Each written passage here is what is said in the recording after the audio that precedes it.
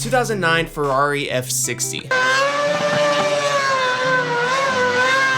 The absolute pinnacle of automotive engineering and innovation. Or at least it could have been. Now, if you're already familiar, or if you happen to be watching F1 back then, you might be a little confused, because after all, it won races. Well, one race, but still.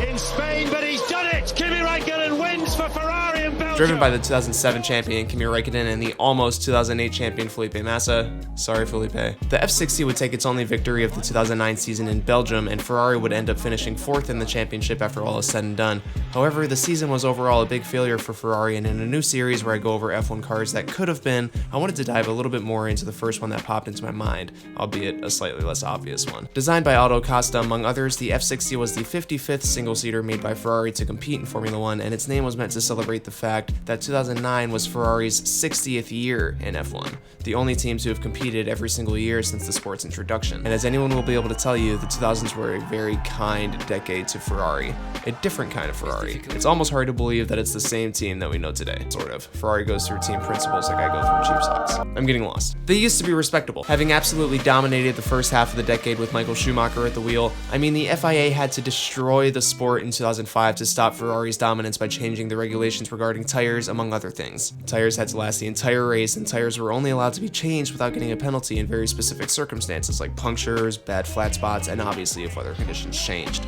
Now, thankfully, the FIA realized how stupid this was and changed the rules back for the 2006 season, but the damage had already been done. The huge change was enough to give Renault and some Spanish bloke named Fernando Alonso the jump for 2005 and 2006, but even then, Ferrari was still on their tail fighting for championships and wins consistently. Barely losing out in 2006, winning both titles in 2007 by a lot, almost winning in 2008. Sorry, Felipe. So where did it all go wrong in 2009? Into the F60. The F60 was on average 1.9 seconds faster than the 2008 car was, and this significant increase in pace was despite the new regulations being brought on by the FIA for the 2009 season. This, unfortunately, would be the beginning of the end for the Ferrari that everyone had come to know so well. With the major rule changes for 2009, cars brought much simpler aero, slick tires, lower revving engines, as well as the introduction of KERS. And it was all back to square one for all of the teams, and unfortunately for Ferrari, they just weren't able to make the most out of the new rules. Sound a little bit familiar? For the 2009 season, the FIA banned the large barge boards in front of the radiator and the side pods, placed limits on the wheelbase, making the cars shorter, and also gave the cars a simpler front splitter and a smaller rear spoiler to try and make airflow less disruptive to the cars behind, leading to better racing. Ferrari responded to all of this with the F60 by improving a bunch of tiny details from the F2008. The front splitter was located a little bit further away from the front wheels and only had one layer, and Ferrari claimed that this improved airflow to the wheels. The F60 was only fitted with one tread slick tires, and included a much simpler suspension setup positioned at a little bit of a backwards angle to improve aerodynamics. Ferrari would also remove the large airflow plate and replace it with a smaller one, further adjusting some of the underside airflow. The side mirrors were also now located at the edge of the car's floor, as the FIA's ban on small side wings led to the creation of a cleaner side pod acceptable for the smaller engines and a smooth underside to the chassis. So overall, this kind of brought an end to the crazy aero era that the mid to late 2000s were kind of known for in Formula 1. To sum it all up, there were just a lot of changes going into 2009, and Ferrari just missed the mark.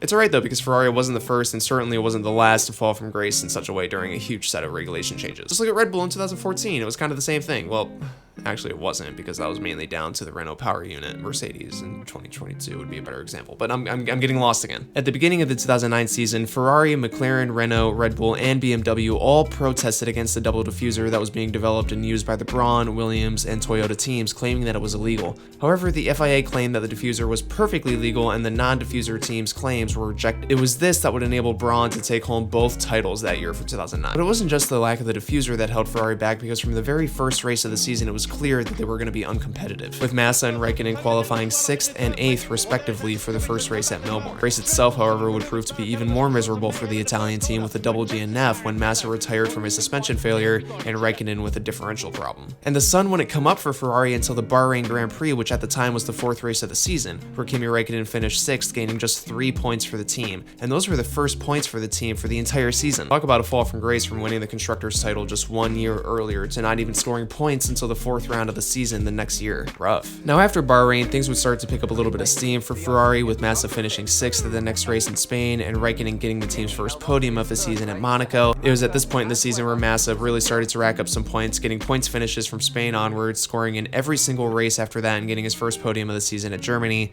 However, after Germany came Hungary, and the 2009 Hungary Grand Prix didn't go so well for Massa when the incident that nearly ended his career and his life took place. When a shock absorber from one of the Braun cars ahead would bounce up into Massa's path and strike his helmet, this took him out for the remainder of the season, and neither of the substitutes were able to get the Ferrari into the points for the rest of the season. Inconsistent finishes for the rest of the year would mean that Ferrari would miss out on 3rd in the Constructors' Championship to McLaren by just 1 point, with Hamilton's win at Singapore and a further 3 podiums to finish off the season would see him beat out Kimi Raikkonen in the Drivers' Championship by just 1 point. While Hamilton's McLaren teammate Kovalainen would score 22 points over the course of the season, equaling what Filipe Massa had managed to do before his incident in Hungary.